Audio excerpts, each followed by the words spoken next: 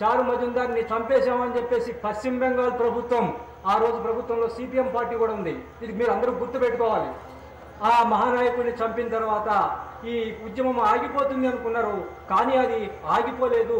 అది 34 సంవత్సరాల తర్వాత సిపిఐఎంఎల్ పీపుల్స్ వార్గా అది ఆవిర్భవించి అది ఇవాళ 13 రాష్ట్రాలకు ఎగబాకింది.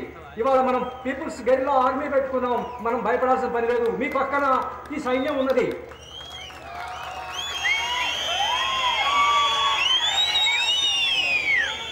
మీకోసం ఈ సైన్యం జీవిస్తాం, ప్రజల కోసమే జీవిస్తాం, మరణిస్తాం, ప్రజల కోసమే మరణిస్తాం అని చెప్పేసి ఈ సైన్యం మీ పక్కన నిలబడి ఉంటుంది.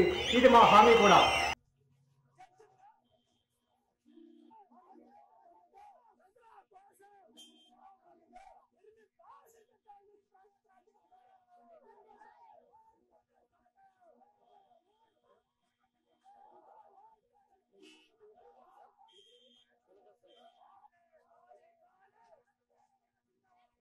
One more